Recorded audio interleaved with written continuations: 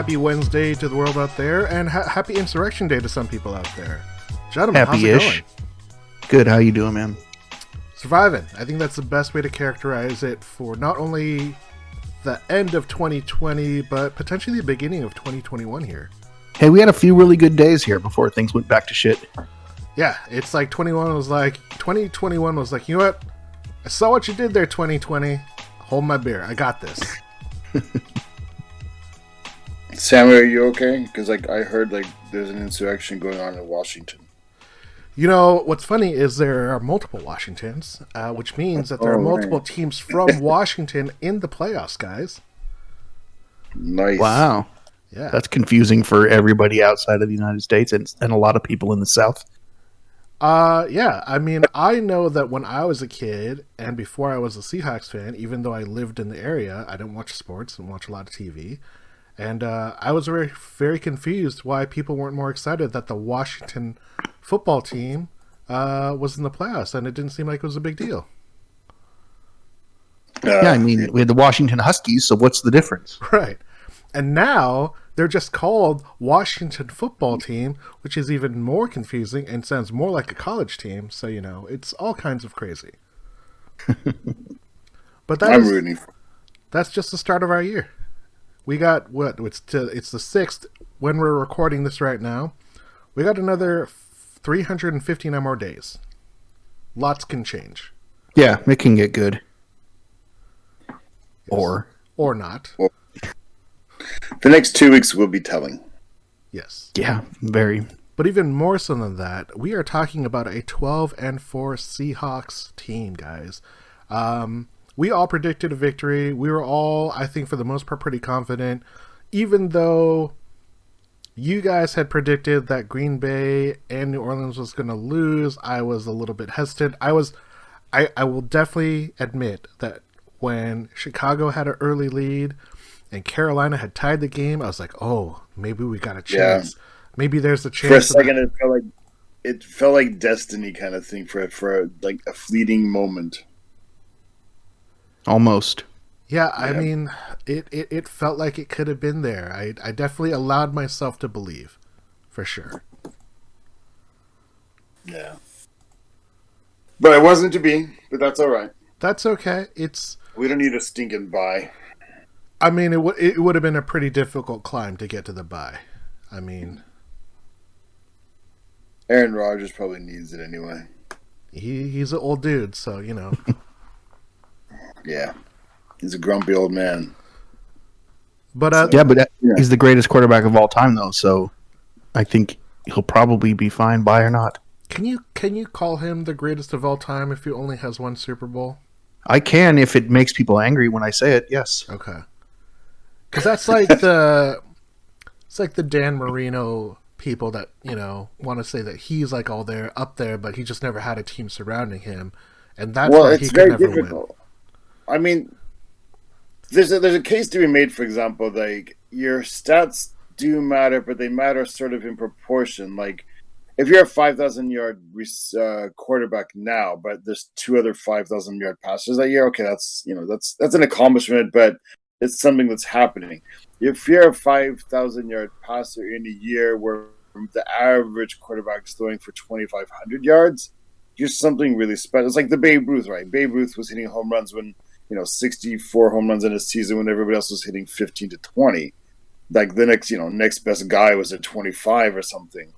Marino hit 5,000 yards and he hit 48 touchdowns literally when Pro Bowlers were hitting 25 touchdowns. So, man, if you wanted to say Dan Marino was the greatest quarterback of all time, you could make a case. And I don't think your case has to be based on Super Bowls. So. I think that's interesting. I think that's an interesting point to bring up. And it's not that I disagree with you, but I think to the point. I'm not saying he is. I'm just saying, sure. 5,000 yards now. I mean, I don't think. Again, you guys are a little younger than me. I don't think you guys realize how special 5,000 yards passing was in 1984. Well, I mean, we can bring it back to the idea that the Seahawks, they've been around for over 40 some years. DK Metcalf and Tyler Lockett just broke multiple Seahawks records. Tyler Lockett broke the reception Seahawk receptions in a year by 6 catches, held by one Bobby Ingram and Mr. Doug Baldwin. So congrats to Tyler Lockett. But DK Metcalf beat a 25-year-old record, no, longer than 35. 35-year-old record 35. by one NFL Hall of Famer, Mr. Steve Largent. Yeah. I mean, that just shows you how impressive that is. I think it shows how impressive Steve Largent is in the grand scheme of things because he's a Hall of Famer, but because people don't think and talk about him, because he's the first receiver to have 100 receiving touchdowns. Well, he retired as the all-time leading receiver in the NFL. Yeah. Right. In And he played on what? 3, 4 playoff teams? 83, 84, 87, and I think 3, maybe 4. 3, and he's got maybe what in those? I think he played 5 games and they won 2. Something like that. He would have won 3 games, I think. In the 3 to get to the AFC Championship? Or in 83 they won 2, and then in 84 they won 1. Okay. So that's 3. So, man, like I'm some sort of like ancient librarian. And then that was it for a long time. Rossopedia over here. Well, the other thing is also he didn't have in one game he had a really, really good game. The other playoff games he was a bit quiet because like teams just blanketed him. Against the Miami game, he was really quiet till the fourth quarter. Then he had just 2 giant catches that essentially won us the game because they set up Kurt Warner for an easy touchdown. But like he had no receptions all game long. Then all of a sudden he catches a 43-yarder, then a 16-yarder, and then we score and we win. It was cool. It was cool. It was the most exciting thing of my 11-year-old life at that time. But I think that speaks to how exciting it is to see records still being broken in this kind of offense with how much production we've seen from this team. To see that a record can still be broken. Obviously, almost anything Russell Wilson does now on the field, that's a new Seahawks record, whether it's a touchdown, a completion, yardage attempts. So he's just constantly building upon it. For someone like Tyler Lockett to eclipse 1,000 yards, to get to 10 touchdowns, for DK to break Steve Largent's single-season yardage record of over 1,300 yards now, get to double-digit touchdowns with 10. It's really impressive, but when you take like a few steps back, it's not what really kind of like pushed the Seahawks to win down the stretch. We talked about the game, we all predicted a win, but I don't think any of us expected the game to play out the way that it did. And if you're a betting fan, you were definitely upset because the Seahawks had a 10-point win with like 2 minutes and change, and they're like, whatever, go ahead and score. You don't have enough time to get the ball back. I know we've had that happen before, but it worked out in our favor, and it was a 26-23 lead, and that's all they needed. That was it. Yeah, I mean, the win is the win is the win. That's all that matters. But they were behind, like, you know, it was 6-6 at the half. They then scored.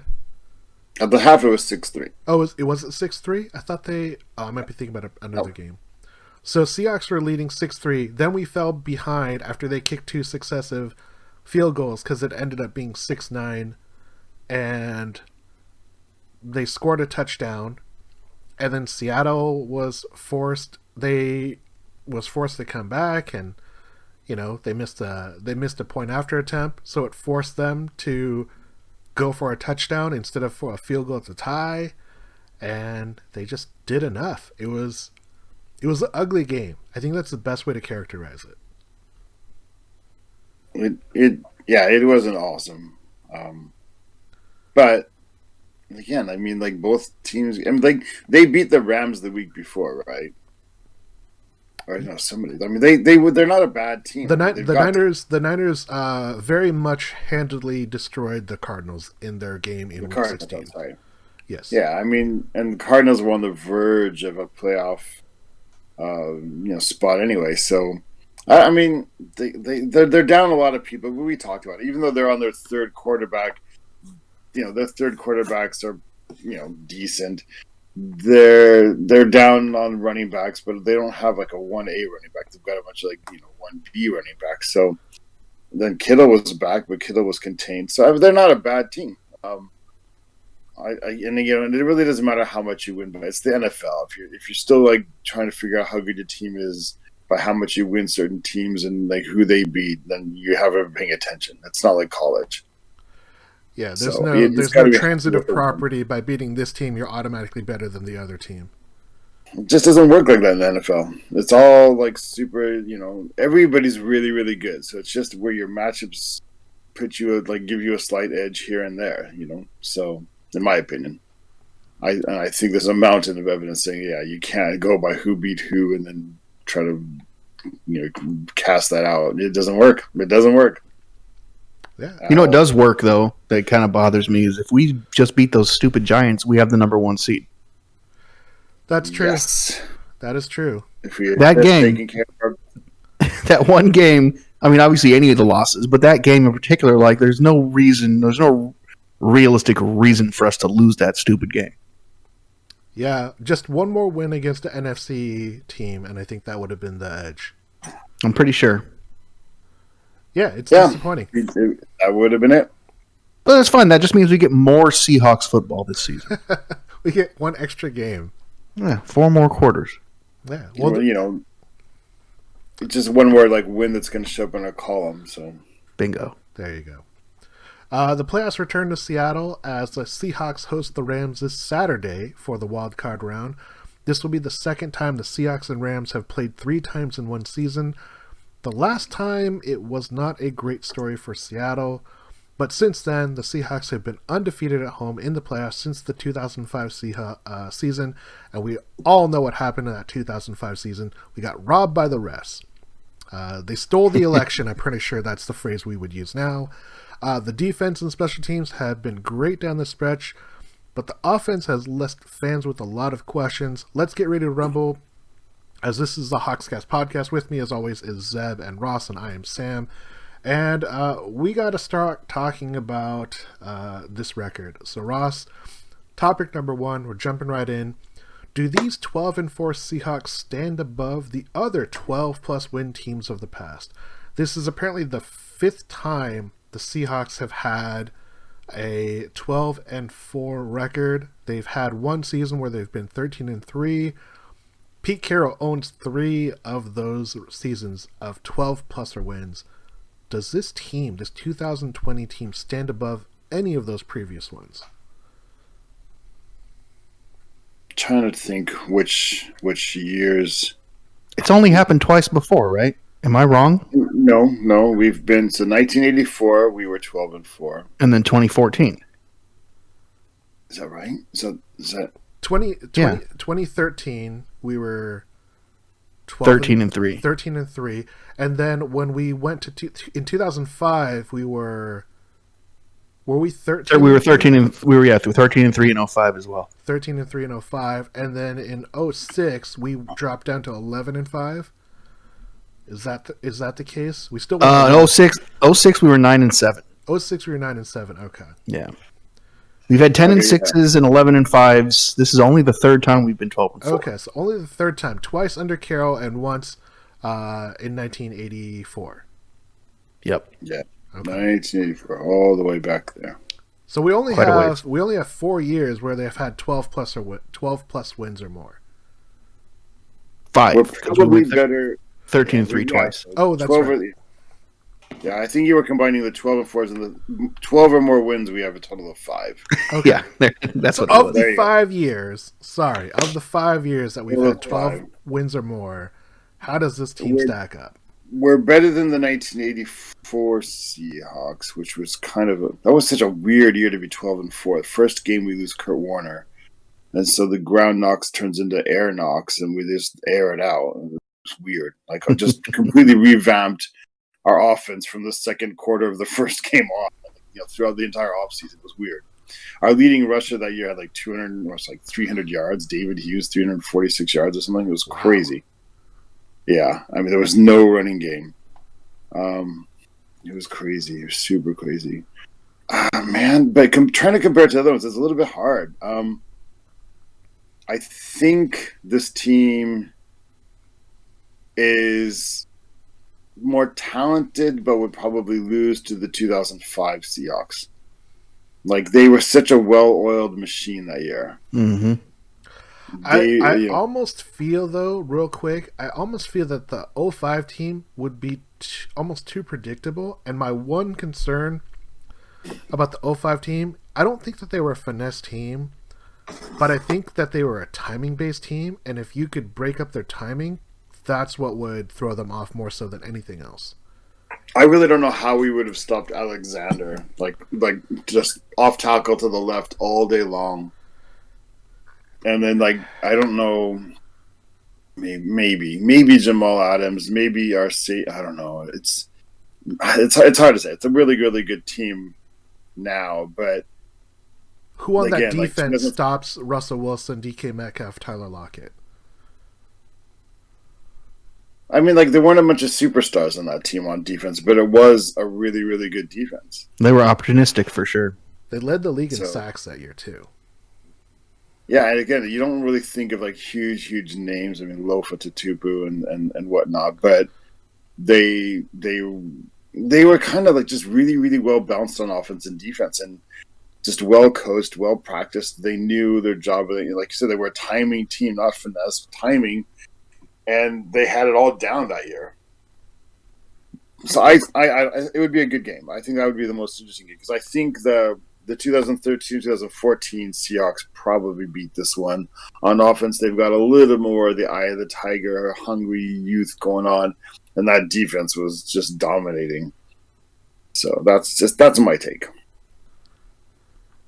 I think we lose to most, but I doesn't mean I don't think we're a good team. It just there's some pretty elite teams. Maybe I'm just too nostalgic. Maybe I'm overestimating some of this team. Well, Zeb, what about you? Do you see how this 2020 team stacks up against the past? I can't compare to the 84 team because I just wasn't. I was 6. You know what I mean? Like, I don't remember. But I don't think this team is as good as either of the 13-3 teams. And I think the 2014 team probably, if it's in a head-to-head, I think that team wins. I think this team is good and finding themselves, hopefully at the right time, at least on defense, but flawed, very flawed, and inconsistent, and hopefully. But I think it's okay this year because I think other teams in the NFC are the same, so I think it makes sense. But I just feel like the teams in 05 and 2013 and 2014 were just so much more consistent and better at what they did than this team is. I think it took this team a long time to find its identity this year. So it's hard for me to say that this team would come out on top against any of those. But hopefully, because it's a weird season, it's okay. It's interesting to think about it because if you look at all of those teams, the 84 team, the 2005 team, the 2013, the 2014 team, 3 of those teams went to the Super Bowl. The other one went to the AFC Championship game. So that in itself shows you kind of how good those teams were. It's really hard to look at this 12-4 team and not have the flaws stick out because when I look back at the teams that I remember watching, because I saw most of them play live, except for the 84 team, because I was younger than Zeb, I was 3. I saw what the flaws were with the 05 team, with the 13 and the 14 team. The 13 and 14 team, I'm trying to think of like what was the obvious flaw against them. They were almost too young to know that they had a problem because they just made it up with attitude and brashness and just like a desire and a want to prove people wrong. The 05 team, like Ross said, was just like this ridiculously well-oiled machine. Someone used to say that they were like a glacier. They're big, slow, and hulking, but you can't stop them. They're just going to come at you, whether it's 3, 5, 7 yards, 12 yards at a time, and you can't stop them. Seriously, man. Like when they do the left, off tackle to the left, it's 4 or 5 yards. Or they do the slant for 7 yards or the dig for 9 yards over and over and over again. Yeah, I mean, so one of my favorite Seahawks of all time, Darrell Jackson, D-Jack, he had an amazing year, and he wasn't even the best offensive player because you had Matt Hasselbeck, you had Max Strong, you had Sean Alexander, and there were 4 Pro Bowlers, 3 on the offensive line and a fullback blocking for your MVP. So it's hard to see this 2020 team stack up because we haven't seen how they finished, and I'm hopeful that they'll be able to show more. But I think it just speaks to how good they have been and those previous teams are, and we still don't know a lot about this team because the way they started, where they were in the middle, and how they finished, it's like watching 3 different teams finish the year, and it's almost as if, depending on which team you saw, depending on which third of the season you were watching, you would not have an idea that they played basically a totally different style, in the same season. Yeah, I mean, yeah, definitely. Like, these are all good points. It's this whole topic's kind of creepy, isn't it? It's hard to, not creepy, but difficult. It's hard to compare some of these. I think you get to like different generations. Even 2005, it's not that long ago, but it does feel like a slightly different era of football now. Yeah, things were a little different back then. The rules have slightly changed. The teams also have woken up to how much the rules do favor the pass, so there's just a lot more passing going on. Well, what's interesting is we saw, it wasn't like the death of the West Coast offense, but it was like the slow conversion of the West Coast offense becoming something totally different. Because nowadays, no one talks about a West Coast offense. No one talks about the 5-yard slant, the 7-yard hitch, these quick, easy routes that are meant to take over for a running game. The offenses just don't play in that style. Pete Carroll is not a West Coast offense, but there's a lot of West Coast philosophies behind it that I would say. But we see a lot of it is taking advantage of a really good quarterback, because when you look at like the best years of Matt Hasselbeck, they pale in comparison to what Russell Wilson is doing. He broke his own record by throwing 40 touchdowns in a year. I was going to say, like, comparing to 1984, I guess a different thing. David Craig threw for 32 touchdowns that year, and that was just considered like an amazing accomplishment. Yeah, that's like belting 45 home runs when everyone was hitting 30. Yeah. So, yeah, I mean, 32. I mean, well, here's another interesting thing. When Craig did throw 32 touchdowns, he threw 24 interceptions. Today, you would be like, what, dude? How are you starting quarterback? No, but that's how it was back then. Like Dan Marino he threw almost as many interceptions as Russell Wilson has thrown touchdowns. So yeah, I mean, it's different eras. By the way, last thing I'm going to say about the '84 team, because like people joke about this all the time when they don't remember what year it was. '84 was the year that Franco Harris briefly played for the Seahawks. Franco Harris. That's like a whole era ago, bygone now. Talk about interceptions, I just happened to look it up real quick about interceptions. We're talking about how many there used to be. Seahawks on defense, Kenny Easley had 10 interceptions that year. Dave Brown had 8. John Harris had 6, and Keith Simpson had 4. Terry Jackson had 4. Was that the year that they had 4 interceptions returned for a touchdown in a game? Yes. Yeah. Kenny Easley had 2, and Dave Brown had 2. Yeah, Dave Brown, Ring of Honor. So for all of you young Seahawk fans out there, know your Seahawks. Dave Brown, Ring of Honor member. And Do your research. Yeah, exactly. When you look at like the highlights from the game, like at first you don't notice it's different plays because Dave Brown's both look almost they're identical. They're the exact same route by the receiver, the pickoff and the return. They're identical. It's weird. Yeah, the playbooks were a lot smaller back in the day, I assume. Yeah. Anyway. All right, let's move on. Let's go back into the present. We're going to jump ahead to topic number 2. Zeb, not back to reality, as they say. We're gonna talk about the 2020 team and more, even in 2021. We've had questions about what this offense can do. There's a lot of ideas out there throwing about like who's responsible. Is it Russell? Is it Pete? Is it Shoddy? But I want to know, can our offense be shut down by blanketing Metcalf and or Wilson? That seems to be a very, very huge point of what is preventing, quote unquote, Seattle from being a definitive Super Bowl favorite? I'm so confused. I don't know. This has been driving me crazy. Like, I just don't understand.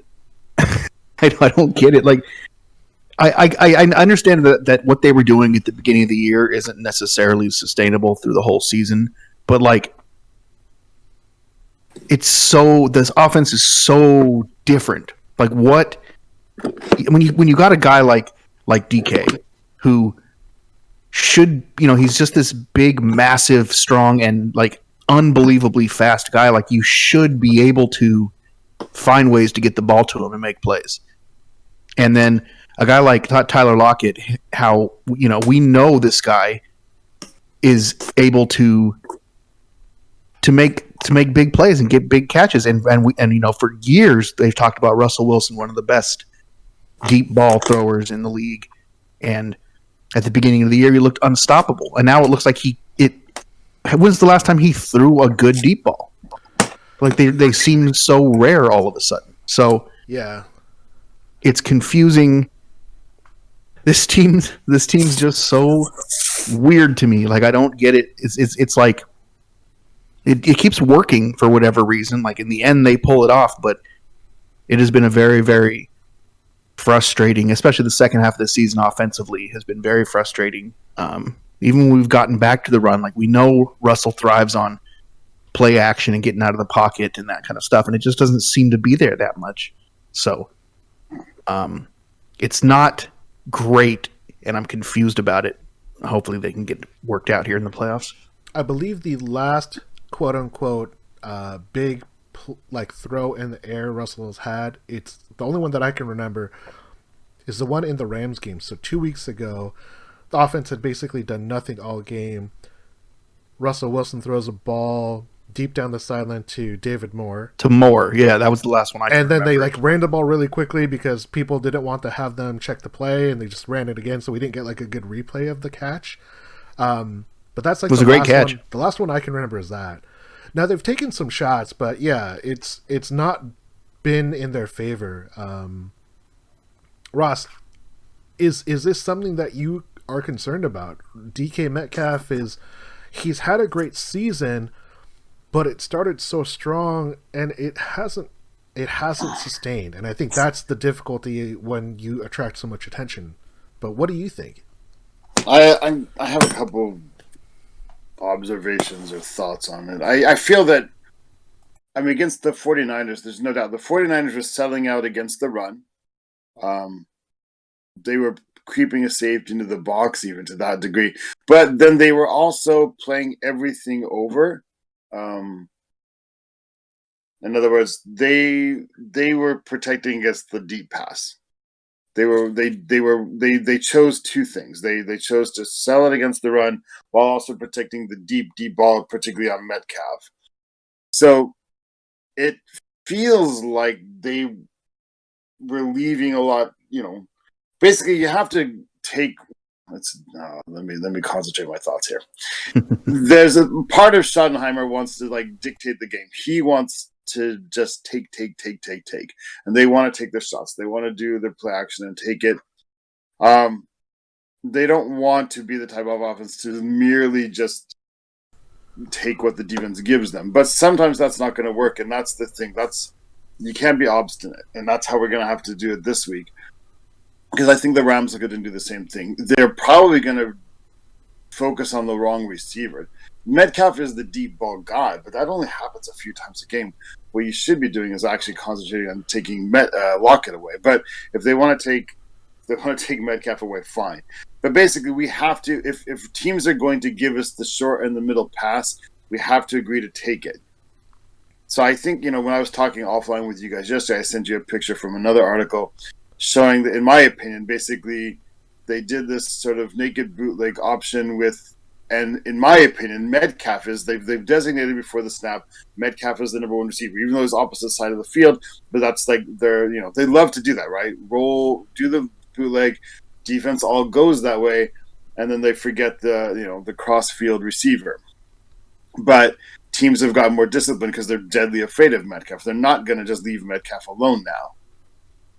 but that means Lockett should be open. So you need to run that play, but you need to run it with a primary receiver is a tight end or a Lockett short to medium. They basically need to stop being greedy. And once you do that, that will actually have the purpose and function of opening Lockett up against, Metcalf up again. Because once you just throw 10 passes in a row over the middle and they can't cover because they're giving up the short pass, then they're going to have to adjust. And once they do that, the long pass will be there again.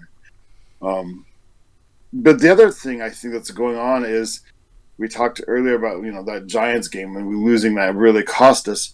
The other thing it cost us, I think, is something we haven't talked about and I don't think we've commented on, and it's kind of extraordinary. I think that game slightly rattled Russell Wilson's faith in himself.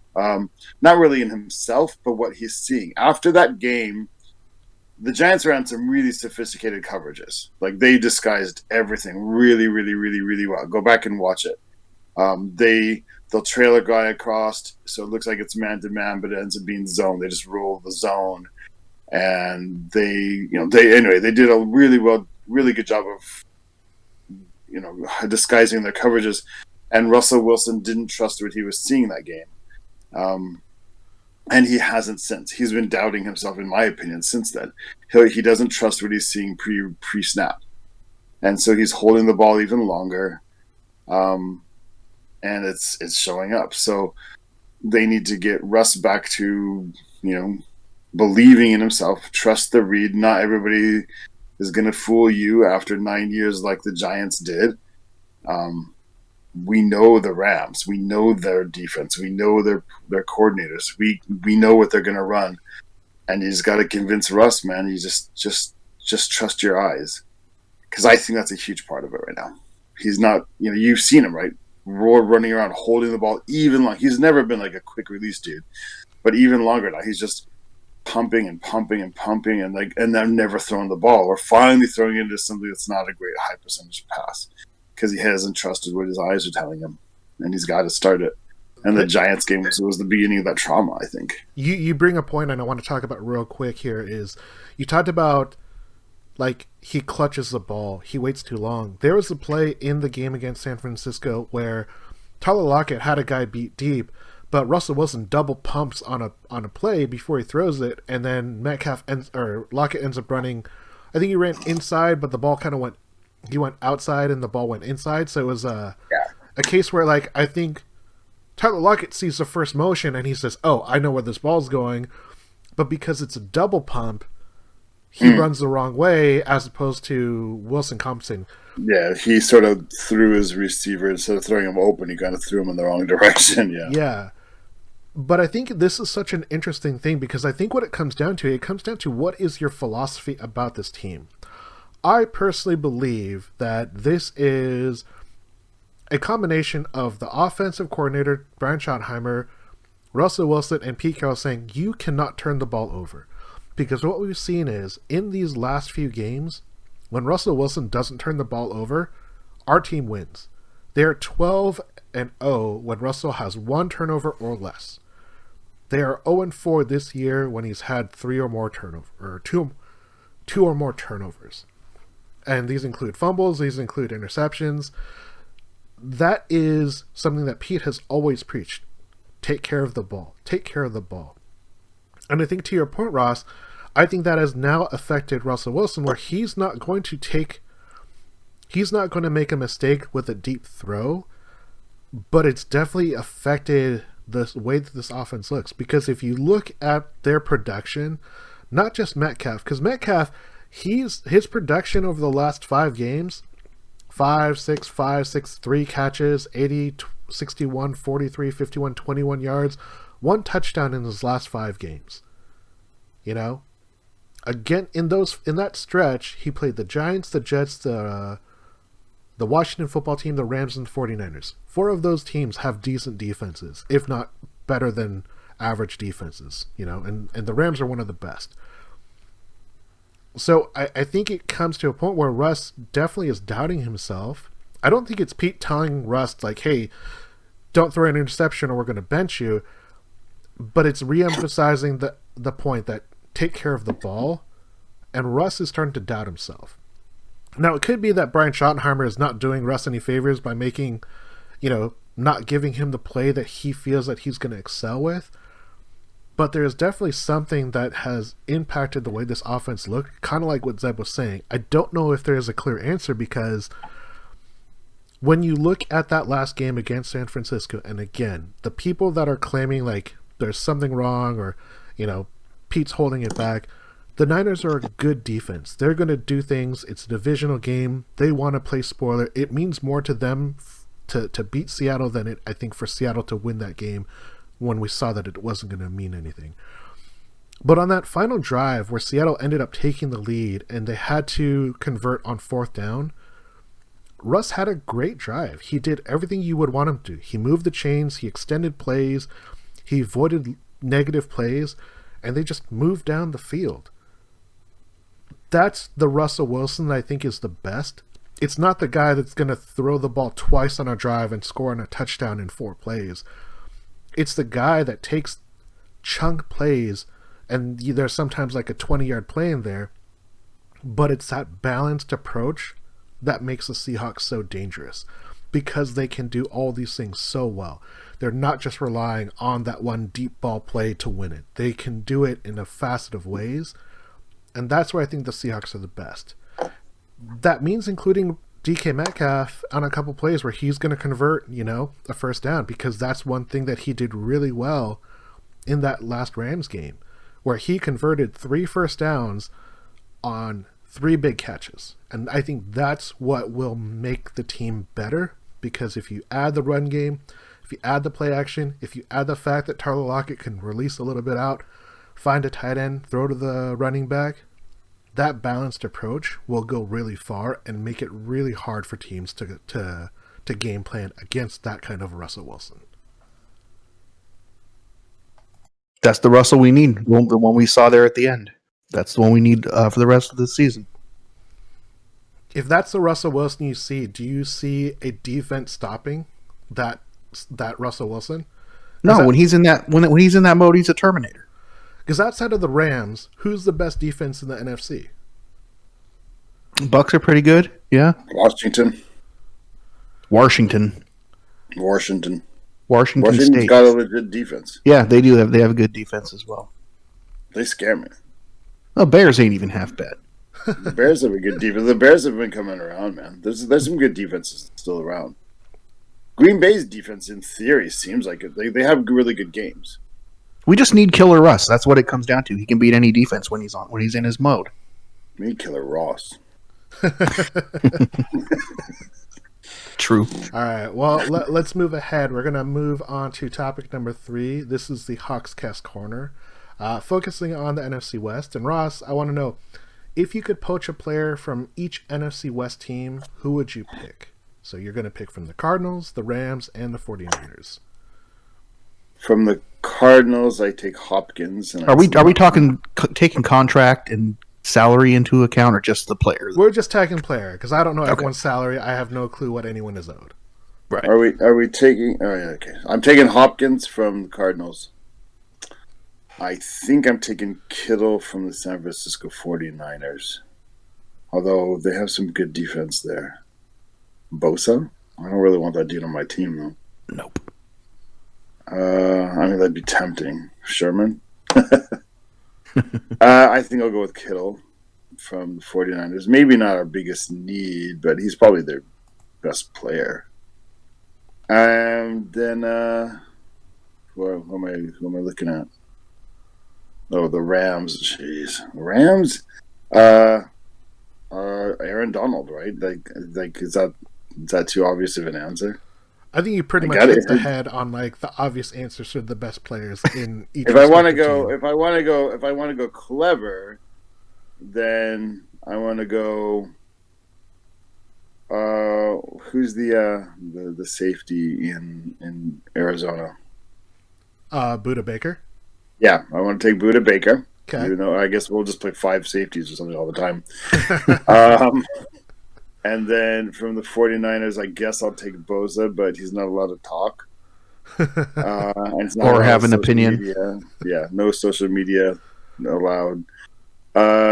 And then from the Rams, I don't know. Rams. I don't really think that. Maybe Cup. Cooper Kupp. Cooper Kupp. Yeah, I'd take that dude. Hometown boy, right? He's from Eastern Washington.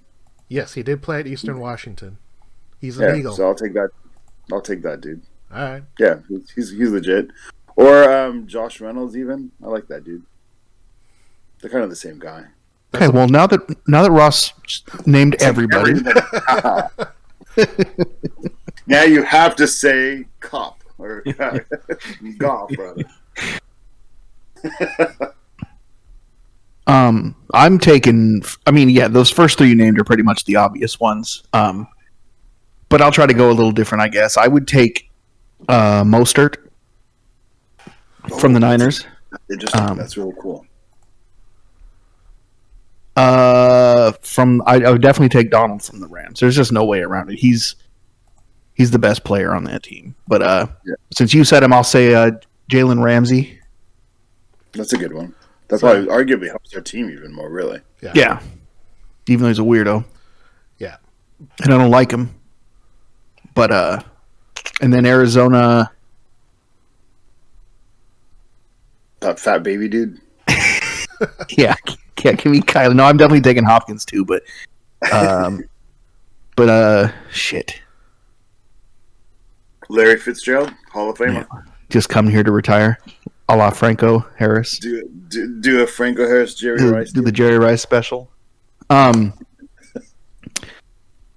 Yeah, no, I gotta stick with Hopkins. He's the only guy on that team that I would want. You guys not leaving me a lot of choices here. I gotta dig deep. Yeah.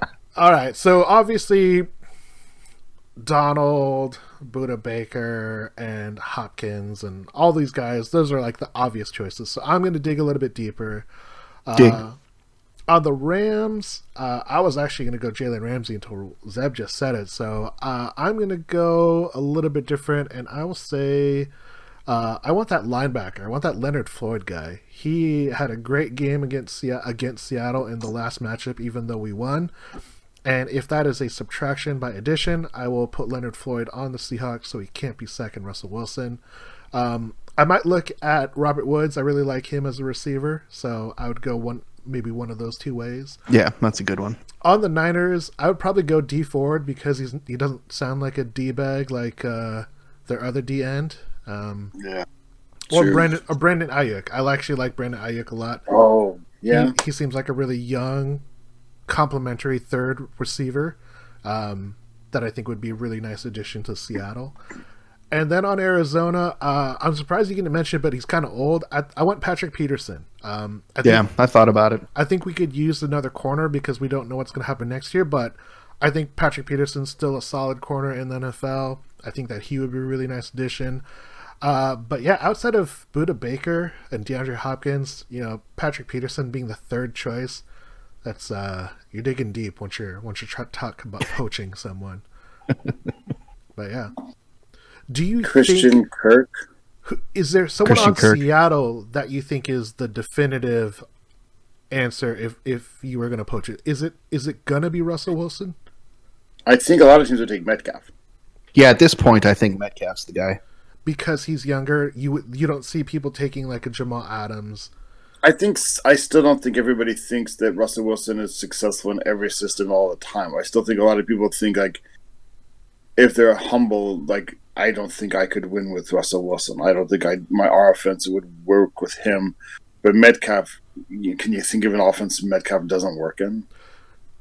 Go deep, catch this ball. Yeah, just throw it, dude. Just throw it. Like he's gonna get it, and if not, nobody's gonna. I think Metcalf is the guy everybody would want right now. To be honest. I think it's hard to argue against that if you're looking at skill position and age, it would be hard to not see that. I believe that Russell Wilson is such a good quarterback, and while there are definitely those people out there that don't value him in the same way, it's a quarterback-driven league. It doesn't matter who you have on the outside if you don't have a decent quarterback. I mean, we saw that a lot. I think you saw that in the game with the Cardinals and the Rams. Like, we're gonna see John Wolford or we're gonna see Jared Goff, and I'm not necessarily afraid of either of them right now. But not necessarily. You don't have to qualify that. You should not be afraid of Wolford. I'm still not convinced that's his real name. I don't know, man. There are some NFL pundits out there that are trying to say, like, you don't know what you're going to get with Wolford. There's not enough tape. How do you game plan for that? There's always that angle. There's always this sort of fantasy, like the any given Sunday, Jamie Foxx, third string dude comes in, fantasy, but that very rarely happens. I think that's why we all watched that Denver game where they played their wide receiver at quarterback. We all were looking for that fantasy, like any given Sunday, the dude just comes in and just lights it up. You see the beginning of the phenomenon, but it doesn't happen. So. But let's actually move on to topic number 4, because that does segue us into the Los Angeles Rams. Zeb, how would this matchup be different from the last 2 games? It was a bad sack turnover game for Russell Wilson when they played in LA. Seattle, for a lot of the game, they kept it close, and once Jared Goff had the turnover, Seattle just kind of ran away with it, and they had a 4.5-5 minute drive that kind of ate up all of the clock, and they ended up winning big time at 20-9. What's going to be different this time around? Probably not much.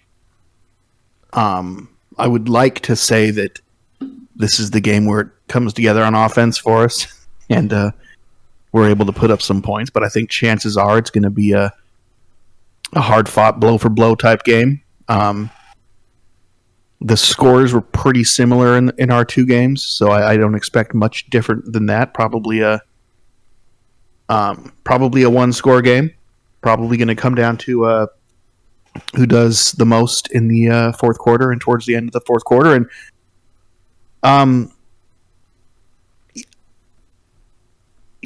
mean that's pretty much it. I think obviously it's going to be interesting to see what happens if we end up playing Goff or Wolford, if that is his real name, and because we don't know what to expect with him. Not that scares me, other than the fact that we have a pretty good history of letting backup quarterbacks look better than they should. But I expect the third round of this season's battle with the Rams to be just like the other 2, and probably even a little more intense just because of the playoff atmosphere and all that. Hopefully we can make it all work. Ross, the Los Angeles Rams have not thrown for a touchdown against the Seahawks this year. Obviously, it's just 1 year. It's a small sample size. But that's 8 quarters of football. Is there a lot that's going to change in this matchup? I don't think. I mean, on that side of the ball, I just don't see how it can be different. Either they have Goff again, and he's still incompetent, but this time he's incompetent with a broken thumb, or you get a guy who's making a second start ever, and it's a playoff game. Who has no touchdown drives under his belt, John Wolford. Yep. So, on that side of the ball, I just don't see how it can be different. I do expect their defense to throw out a couple of different wrinkles and have a couple surprises, and that seems to be where their major talent is and the potential to do something. I think that their coaches are telling their team, if we get 2 turnovers, we win. If we get 2 turnovers, we win. Aaron Donald, if you get the strip sack twice this game, we're going to win that game. Because odds are one of them is going to already be in field goal range. And the defense is probably looking at their offense going, like, look, we're going to have to carry them a bit. But they're probably taking heart in the fact that the Seahawks offense hasn't been awesome lately. And I think that's how they're pumping themselves up. That's what they're probably telling themselves. We didn't score touchdowns until the second half of the last game. So, I'm pretty sure that's what they're telling themselves. And they're not wrong. If they do find some ways to shut the offense down, they haven't been, 20-9 is a 2-score whatever, but it's not like we scored a ton. So, right. I don't think it'll be very different overall, but I do expect their defense to have a few surprises. What's interesting is both of you have talked about the Seahawks offense trying to find itself, and the defense is kind of playing well, and the Rams offense just not being bad, right? But that's difference between the Seahawks offense finding themselves and the Rams offense not being bad. Those are two very conversations. Yet I would have to think that what has to happen is Seahawks offense, they don't need to score 30 points to win this game.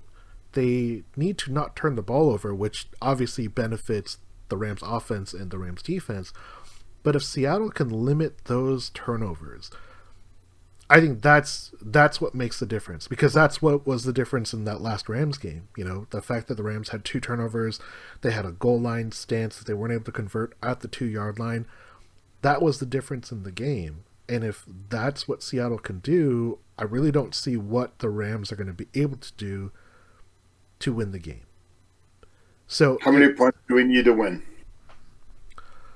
I think 20 is still that threshold. If you can, if the first team to score 20 points, I think that's enough. I don't see this game being a shootout, just because I don't think the Rams want to play a shootout with Jared Goff. Not against us, no. Right? If the Seahawks had to play a shootout, I don't think they have the guns for a shootout right now. I mean, again, Goff with a broken, but I don't, like they say, it's a game time decision.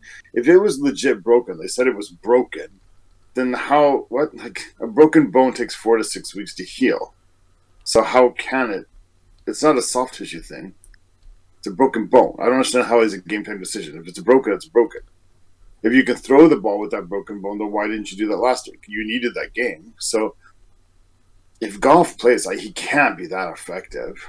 Wait, does he have access to the micro bubbles? That's the nano bubbles? The nano bubbles?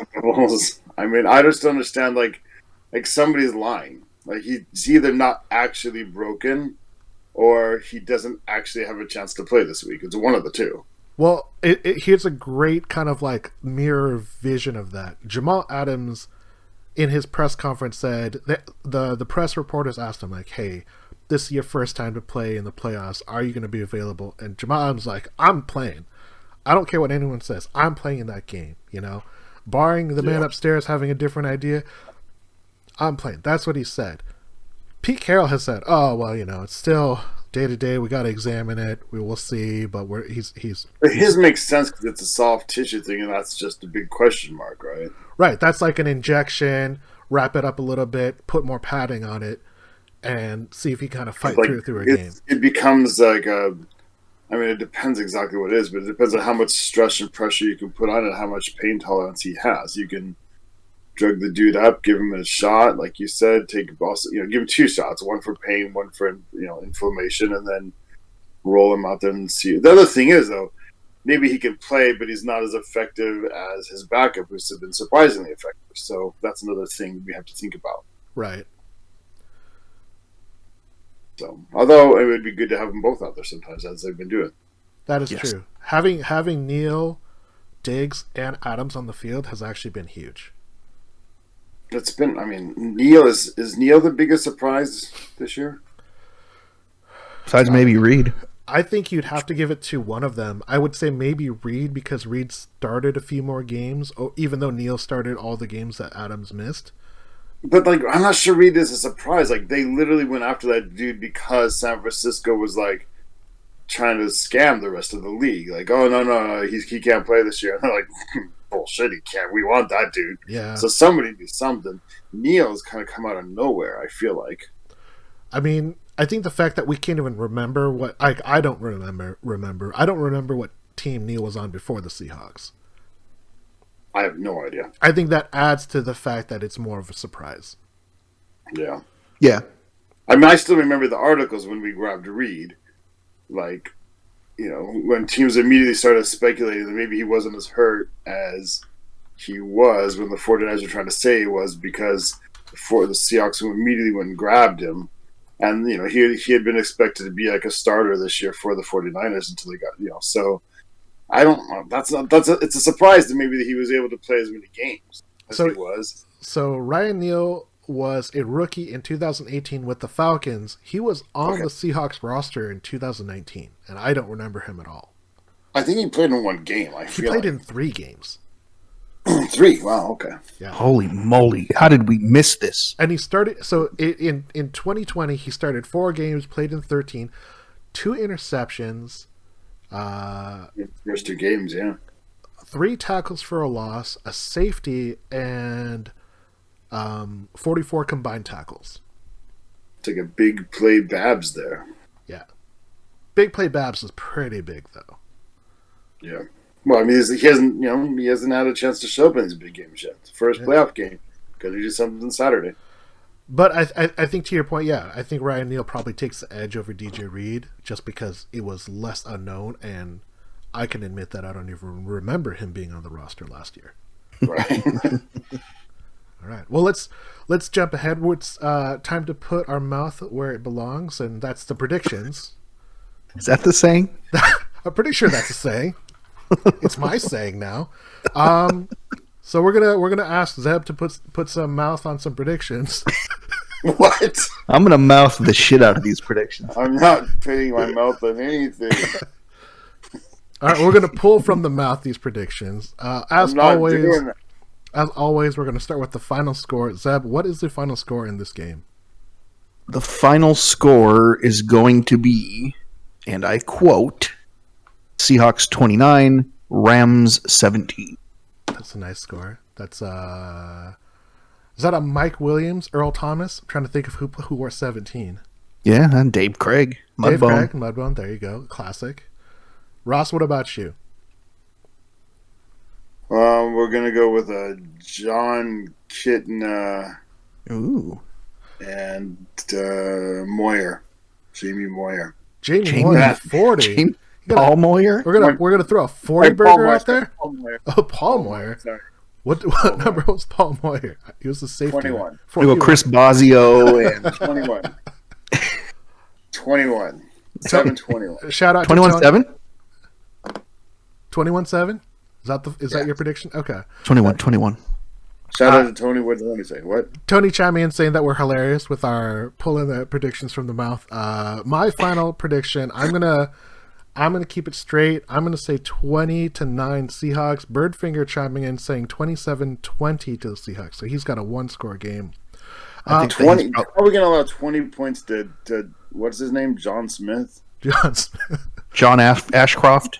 All right, we're gonna hammer through the other playoff games. So who's gonna win, Indy or Buffalo, real quick? Buffalo. Yeah, I gotta go with Buffalo. Tampa Bay at Washington football team. I'm gonna go with Washington. You're going to Washington? I would love for Washington to win. I would love for Washington to win just to keep that streak of like 7-9 division winners winning their home game. Yeah. And I just want Tom Brady to lose. They are 4-1 under with Alex Smith, dude. Look, I'm not going to. I don't want to sour anything for anybody, but if you don't think that the NFL wants Brady versus Rodgers in the NFC Championship game, you're fooling yourselves. Dude, they totally want a generic named team in the Super Bowl, Washington football team. Very marketable. Right? With Alex Smith, the most boring quarterback of all time. I gotta go with Tom Brady's. I think they're a better overall team because of their offense and defense compared to Washington football. Who's going to win? Baltimore at Tennessee. Baltimore. Tennessee. I think Tennessee is just going to run Derrick Henry all game long. I don't see that Baltimore defense being able to contain him all day. And then we got Chicago at New Orleans. Better quarterback wins. Special. I'm going with Chicago. New Orleans. Ross just picking up all the upsets. Yeah, right. Gosh, maybe I'm going to be wrong a bunch here, but this is the one I really believe in. You're going to look like a genius, though, if you're right. Yeah. Tony's saying that the Washington football team deserves to lose for not having a name. I kind of agree. They need to figure that out.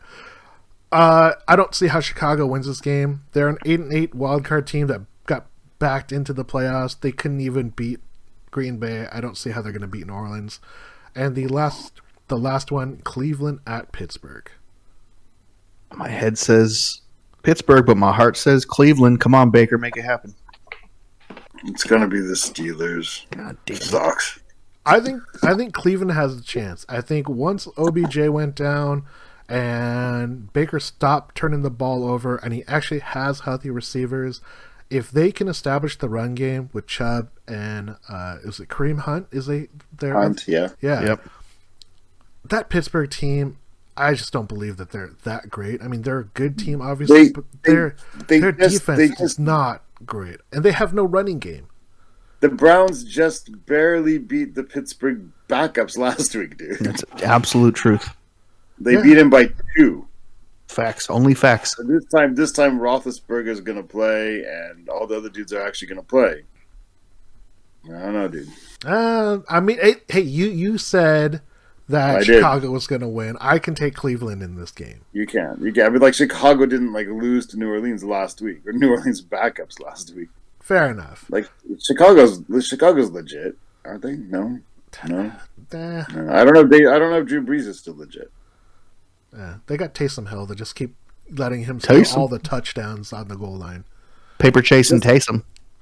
Just for the playoffs, can Washington football team change their name to the Washington Me Too's? They can name in honor of their owner.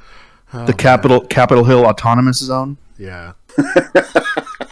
All right, Zeb, which is going to be greater, Russell Wilson touchdowns or Aaron Donald sacks? I mean, let's face it, Donald's going to get his sacks. But that's not a defeat. It's just sacks. Right. How many did he get last time? 2? I think he had 2, maybe 2.5. Let's check. So I have some knowledge here. Knowledge is power. Hawks score Rams. Let's see. Last game, Donald had 1 sack. Games they only had a total of they had 5 sacks last game. That's Leonard Floyd. He had all the sacks. Oh, Leonard Floyd had 2. Joseph Day had 1. Aaron Donald had 1. So I'm going to go with Wilson getting 2 touchdowns, so he'll have more than Donald's 1 sack, 1.5 sack. Easy. So it looks like Aaron Donald only had 1 sack against Russ this entire season. He did have 3 quarterback hits. I am going to say it's a push. I'm going to say it's a 2-2 tie. 4 each. 4 each. That would actually, I would not want to see what that would look like with a Aaron Donald 4 touchdown game or 4 sack game. I don't think Aaron Donald scores 4 touchdowns. Jesus. What was that, Ross? If Aaron Donald has 4 touchdowns, we're in real trouble. That's a terrible sign. That's a game where you turn off the game and say, I'll catch the highlights later. He's rumbling, stumbling. Zeb, who's going to have more targets in this game? Tyler Lockett, DK Metcalf, Robert Woods, or Cooper Kupp? Tyler Lockett. Cooper Kupp. Cooper Kupp. He throw to that 18 times a game, dude. Yeah. For 4 Yeah, but yards each. does Wolford throw to that guy 18 times a game? That's the only person he can throw to, I think. So. I like Tyler Lockett in this matchup. I think Jalen Ramsey is going to move around the field a little bit more. He's been talking some smack against DK Metcalf, and I think that DK doesn't seem to mind being a decoy and open it up for Tyler Lockett. So Tyler Lockett, I think, is going to have a good day. Which leads me to a second prediction, Zab. Yes or no? Will DK's Metcalf success come when he is playing away from Jalen Ramsey? I think DK is going to make Ramsey his biatch this weekend. So, no. Okay. Well, yeah, or both? Yes. Russ, what about you? Do you think that DK will see success when he plays off of Ramsey, or will it come when he's playing against Ramsey? Yes. Both. No, I don't think Metcalf's going to be a big part of this game, to be honest. Sorry. Okay. Sorry. Tony wants to chime in that Ross no longer gets to throw shade if I draft Kupp. So got some draft smack going on right now. Like Tony, yeah, Tony's like Kupp is like the great white hope for Tony. And our final prediction for the day, Zeb, yes or no, Did the Eagles tank their last game by throwing in Shutterfield when they were down 3 points to the Washington football team? They absolutely tanked it. Yeah, no question. Ross. Yeah, and they kind of broke like you're allowed to tank from your head office. You're not allowed to tank from the coach's bench. I thought that was despicable. I hated every moment of that, and so did everybody on their offense. I don't really want to hear whining from the Giants because, dude, you're 6-10, so shut up.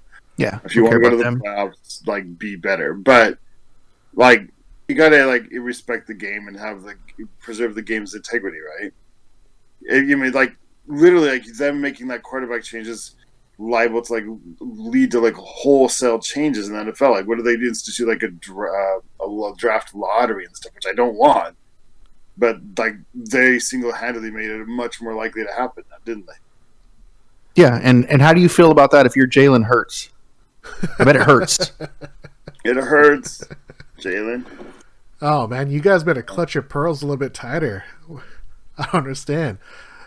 I will not cast these pearls before swine. It did not matter if they won that game at all. It doesn't help them. It gives them a worse draft position. There's no value in them winning the game and trying to win that game when they're going to lose the 6th pick in the draft to get the 9th pick in the draft. Oh, wow. The 6th to the 9th. Come on. It doesn't matter. It's the NFL draft. You don't know where it matters a lot. Because like it also like there's going to be lots of cases where people don't go into things deeper. Every single player on that team is essentially auditioning for next year. I agree. And in the grand scheme of things, Doug Peterson screwed over his team. He screwed over his players. But at the end of it, he does not care about the season anymore. He's thinking about the future. So yes, that breaks a lot of tradition and maybe an unwritten rule here or there. But if they cared and if the NFL wants teams to do that, then they need to make wholesale changes. And I don't think that this is the way. This is the 3rd time that we're going to have a sub-500 team winning a division. The NFL's not going to change how division winners work. They're not going to change how playoffs are awarded. They might change the draft.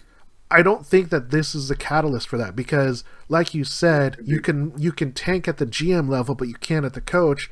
I'm pretty sure when the Colts tanked to get Andrew Luck, no one was just saying, "Oh, you know what? The Colts are really, really like they're just making it look really." That's bad a whole other themselves. discussion because first of all, the Colts didn't tank to get Andrew Luck. They just happened to suck that year. Okay, so, but, you know, when they did it, the GM got fired, the coach got fired, the staff got fired, so why were they tanking? And if they were tanking, then they got fired for tanking, why did they come out and say they were tanking? They weren't tanking. Why would a GM tank and then get fired? I mean, I'd fire a GM for tanking. I mean, like unless you don't have the owner's blessing to tank. Right. Like, all I know is you don't do that to your players who are out there in literally a meaningless game, fighting their asses off and playing just as hard as they would if the game mattered. And I mean, again, like the people won't agree to tank because again, they're putting film out there. Right. If you're like a backup offensive lineman on the Eagles and you're trying to get a job next year, and one of the first things people notice is you are on a losing record team with pretty bad stats, and like they don't bother to remember what the situation was. All it does is make you look bad, right? People don't agree to tank. The only way you can tank is like a GM or the owner or whatever putting together a bad team to begin with. But coaches and players won't agree to tank. This coach did. You just made Hurts your starter. Yeah, he did, and he made a lot of people mad. Now he's going to like spend the whole offseason trying to repair some damage there. Yeah, and I think it's a decision he made at the sacrifice for his players this year in the offseason that he's going to have a hard time coming back from. But he also is going to have a bigger problem because he has to deal, what do I do with this $100 million contract around my neck called Carson Wentz? Yeah.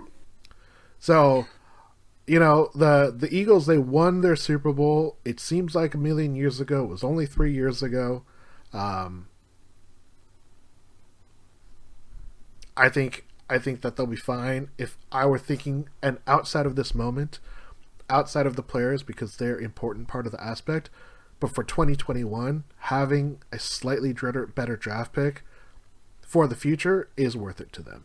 I don't agree with it. I wouldn't put my players in that position. If I were anything close to that situation, I wouldn't do it. But I don't have a huge issue with it because I understand why they did it.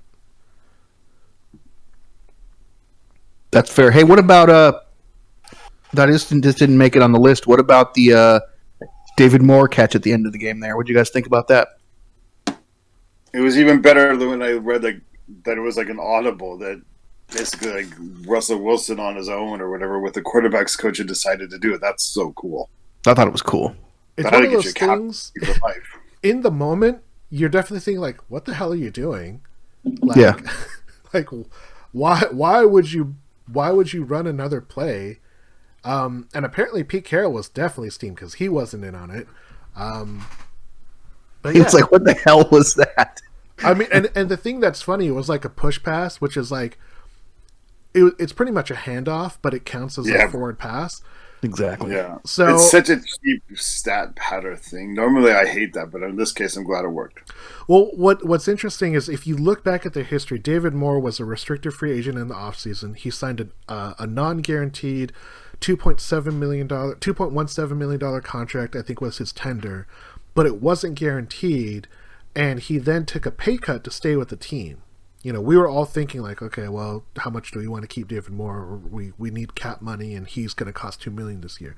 So he took a huge pay cut to stay with the team, and I think for Russell Wilson and this quarterback coach to help him out, because this is essentially a 10% bump in pay. It's a pretty generous thing for Russ and the coach to do, but it's one of those things that like if you mess this up in any way, you're going to have so many questions to answer for. But I'm glad it worked out. Yeah, me too. Was cool. Yeah. Super cool. The coolest of all time. And they lived happily ever after. Yeah, exactly. And gentlemen, that's our show for today. We are going to be watching Saturday wildcard football. Are you guys going to watch every game possible? It's a 10 a.m. start with that Bills and Colts game. I'll watch as much as I can. I screwed up and I forgot to take the day off work, so I had to like reschedule some things so that I can be home and watch the Seahawks game and then go to work afterwards. Which I'll still watch the game while I'm working because that's just how I do. But I'll probably miss some here and there. But then, yeah, Sunday I'm all in. Nice. Ross? It's a 6:40 a.m. game for me. I'll be there. All right. That's not too terrible for you. You're just going to stay up all the time actually I hate the most. I really hate 6:40 because... But that's because you don't go to bed. You stay up till 6:40. Yeah, but because there's the early game at 3. I normally go to bed at 4 or 5, so it's a very awkward time for me. So, like last week I had to rewatch the game because I stayed up all night, watched the game, went to bed. So when I woke up after having gone to bed, right to bed after watching it when I was super sleepy, I didn't have a strong impression of the game. I had to like rewatch the game. So I don't know. I was gonna skip the first game, but I want to see Indianapolis and Buffalo. I like Buffalo. So I don't know what I'm gonna do. Choices. But I'm gonna watch it. Russell's just gonna stay up for like 24 hours straight. I've had to do that before. From football morning to football night. Yeah, I mean, those last week with the 4 days in a row of football, that was really difficult to schedule my sleep. Tommy chiming in on the chat saying the Seahawks by 1 million, #Go Hawks. Tommy, if any team put close to 50 points in the NFL, that would be amazing, especially against these Rams. I would love to see it. The gentlemen, that is our podcast for the day. Would anyone like to share some shout-outs? Shout out to our listeners who listen live. And yeah, shout out to Tommy. Tommy and Tony. Hashtag to the people who are increasingly getting stressed out here in Tokyo as our coronavirus is creeping up. Nowhere near to America or Europe, but still not good. Just trying to catch up. We're the cool kids. We got all the records. Well, apparently we're gonna have over 2,000 new cases today in Tokyo for the first time ever. We used to be like down at 100 a day. But we call that 2 p.m. Okay. I know, but it's not good here. But we only have 120 serious cases in the hospital, but still. Shout out to the guy I talked to today, who will remain nameless, who had his entire family over for New Year's while he had symptoms and gave COVID to all of them. Whoa. like an idiot. Happy New Year to that guy and his family. Yeah. Yeah. Good work. Best of luck to them. Hopefully, though, doesn't. Hope he doesn't learn that lesson the hardest way. Hopefully not. Very true. Shout out to all the COVID testers who have to jam swabs into people's brains. If you're a sociopath, maybe that's a fun job for you, but thank you for taking care of the healthy people out there. Shout out to Tony, Tommy, and Birdfinger for checking us out and chiming in live on the chat. We appreciate that. When you get a chance, follow us on Twitch, follow us on YouTube. We're at podcast, Seahawks Podcast, Seahawks Forum, hawkscast.com. We wish everyone a happy and safe New Year in 2021. We're in the playoffs. We're excited. We're going to do a podcast every playoff game, and we'll always do a wrap-up one. And we wish you all a Go Hawks from myself, Sam, Zeb, and Ross. Have a great night, everyone. Go Hawks. Go Hawks.